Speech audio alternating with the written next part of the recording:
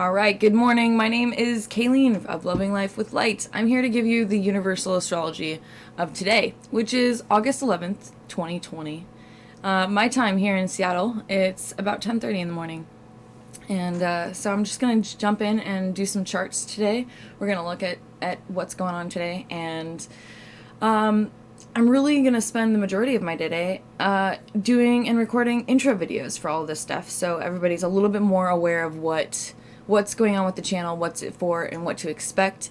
And then tomorrow I'm actually pretty excited because I'm going to get all nice and ready to go really deep into looking at the sun and charts and helio charts. And then looking also, at the earth activity, earthquakes, volcanoes, things like that.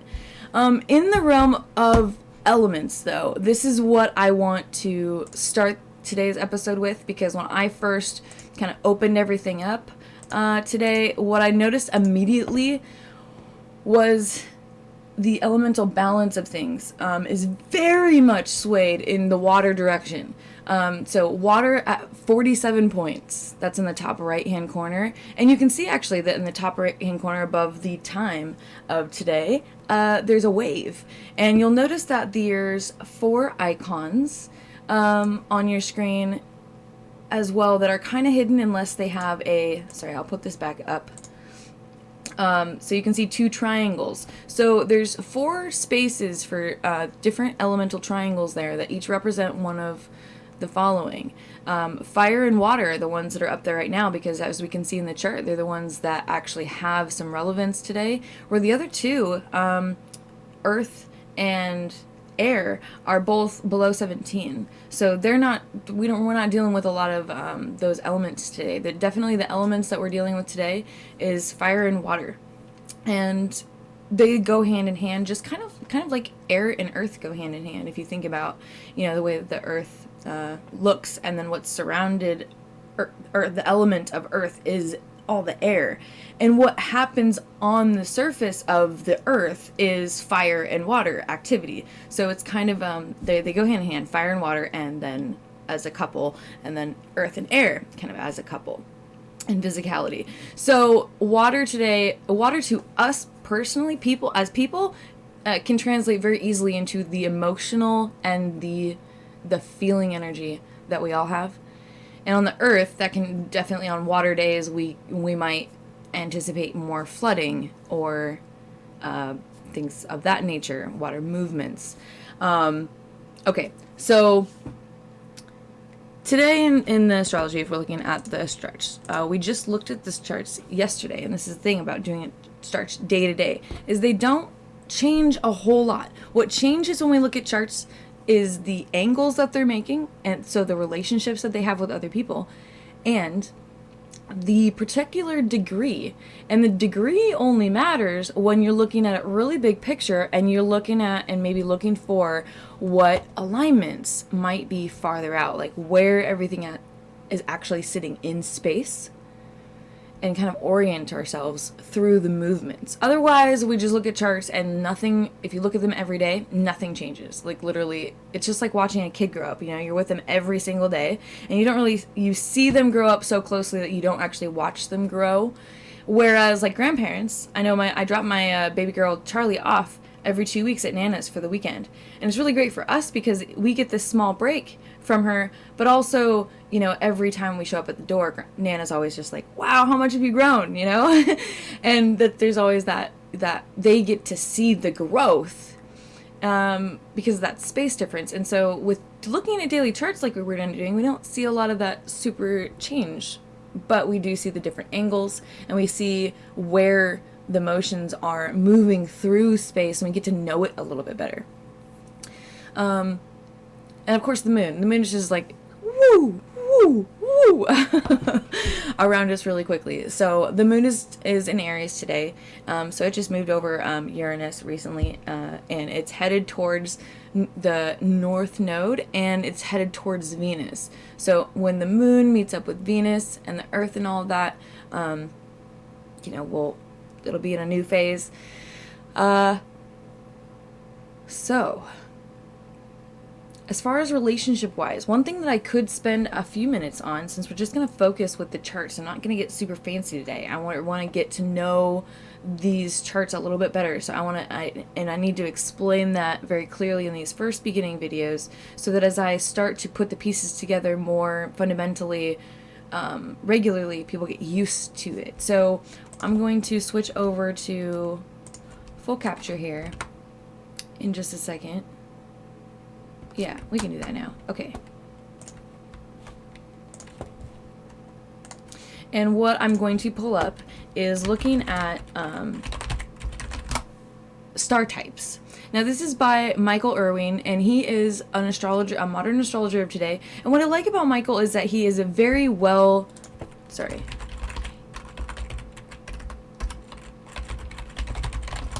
he is very well researched. What I mean by that is he's the guy that took written scientific data, particularly he took the written astronomy data, and then he is one of the guys that actually went in and developed software and wrote software and added in data to software for astronomy projects. So in doing that, he was an astrologer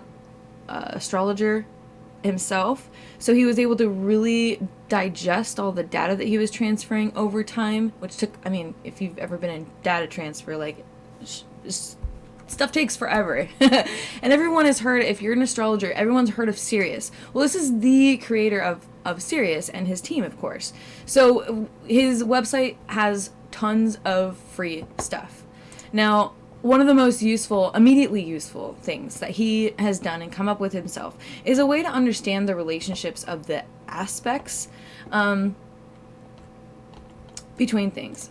Okay, so we'll look at some of these cards, and we can see the shape that these make, and that's what star types are. Is what shape are things making when we're looking at a chart.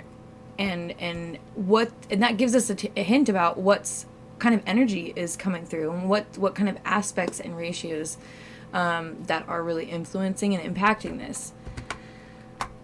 So I've gotten kind of better at this recently. I'm going to quickly try and find the one I think is most associated with today, and I am using an equals house system for this to work well.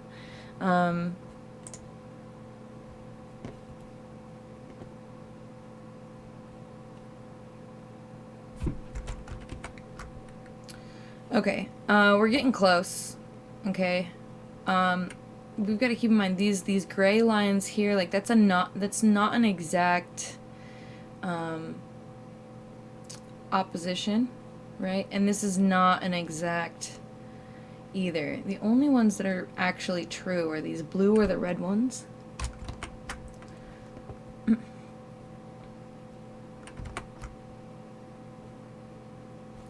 I'm going to face this just another way.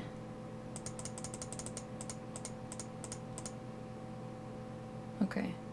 So we can move the hours as long as we're in the same day. See, look at that shape right there. That's beautiful. That's beautiful. That's 5 o'clock a.m. my time. So that's about noon-ish for others. So we're getting really close with these shapes right here. This practical mind shape, we're close. It's not exact, but it's close. And we've also got the craftsman hidden in here as well. Almost. He's coming out today. So just some fun stuff to consider is the relationship. So what's the energy doing? So we're practical mind, the craftsman. To back this up even further, we've got where's that Mercury is in Gemini in Helio charts. So let's look at Helio for a second. This is a geocentric chart. We're going to click over and look at Helio. This is the sun-centered. So these don't work, the star types aren't really for heliocentric. They might work the same way. I haven't played with it much. But here's Mercury in Gemini. So soul-centered in the center of the system, and at the end of the day, what holds us all together, right? The fundamental life force is the sun in Gemini. And this is opposing. See, now this is a true opposition where it shows up red between Pluto and Jupiter. Jupiter can be said to rule our sacral chakra, which is the seat of emotions. And so with Jupiter, you're also just in general dealing with the largest gas planet who is constantly changing. Jupiter is definitely a stormy planet, but it is considered a beneficial planet. Like, it's a positive force unless it's making really difficult aspects. Right now, it's surrounded by Pluto and Saturn. So take a look on your screen where this is being recorded. We've got icons on either side. Now, one side of these icons are considered beneficial or positive planets, really almost at all times, unless they are totally just not doing well. Most of the time they're giving out positive change, positive influence, and their goals are in mind for like just positivity in general. The other planets are either more neutral or they're more difficult. I personally think that all the planets in our system play a really important role. It's not about good and bad. It's not, for me, planetary stuff isn't a good versus evil game. It's a balancing game. It's a game of neutrality and yin and yang. And so when you're dealing with something that's really truly neutral, like our solar system, when I look at astrology, you can easily then see where more of the positive change goes and where of the more negative change goes. And so the change bringers are on one side and the positivity and uplifters are on the other. And this goes back a really, really far way. So I'm taking classic and I'm leveling it up. I'm taking classic astrology concepts and leveling them up with, understanding balance. And Chinese zodiac as well plays a big role in understanding energy medicine. And that's where one of my main studies is in energy medicine, guys, which means that I've had to really study and research also the Chinese way of looking at things and their energy systems, and their way of understanding how energy and flow and balance works is really useful to apply to just general astrology like we're doing every day. So that's why I bring up the elements. That's why I bring up these different charts and different ways of looking at it and feeling into it. Because this right here, this is that true. We looked at this. In fact, we're going to look at it. I'm going to bring up solar system scope because when I recorded yesterday, it did not show.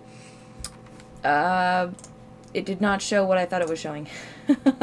So I'm going to bring up solar system scope and show you this Mercury Sun in the centered Jupiter, Pluto, Saturn situation, because this is a big deal right now. So there's Mercury, boom. Here's the Sun and Jupiter, Pluto. Okay, so that's an opposition. That's opposition right there.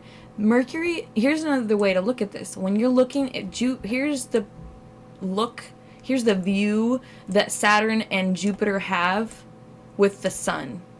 Okay? You cannot see Mercury. It is on the other side of the sun. There is no connection between Jupiter and Mercury right now. What is Mercury? Mercury is mind. Mercury is the message. Mercury is logic and the messenger. So when the messenger is on the other side of the sun, Jupiter and these outer planets are totally disconnected from it. This is a way bigger force than the sun. Now, this won't last long, right? Mercury's going to be back on the other side of the sun here soon. But while it's over there today, it's difficult for growth to occur with the mind. It's hard to get past ideas. It's hard to grow in them right now. And anything it's true for this as well. I mean, Mercury is small. It's very much you could say distracted by the sun's rays always. But the mind is just really blocked from growth, from its connections over here right now.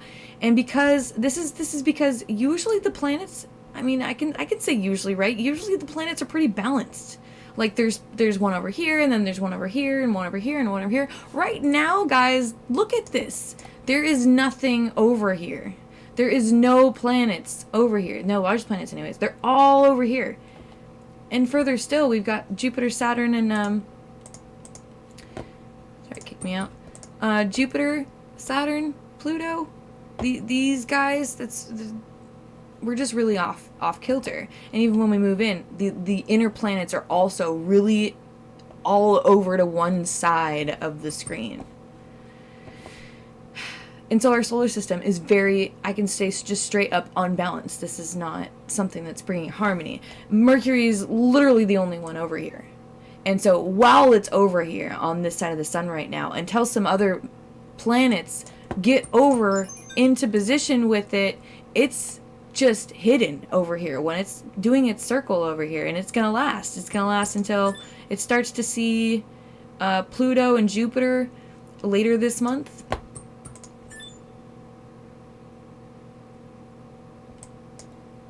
But it's totally disconnected from us until the 29th. Mercury isn't going to peekaboo until the 29th. So from now on, from like mid-August to late August, Mercury's just playing peekaboo games with Jupiter, Saturn, and Pluto. Right? Wink. So just another way to look at this. This is a really interesting thing to do. And Solar System Scope, again, this is a free app on Android. So if you type in your birth date and you see where things are, you can see what's in sight of other things. Like how connected are you and are the planets when you were born? What's being blocked and what's not? This is just a really interesting practice. As an astrologer, I've done it. It's super cool. Okay, so that's the astrology today. I'm going to take a look and do more detailed stuff with just geo-watching and solar watching and getting into just the activity level and how to use astrology with it tomorrow.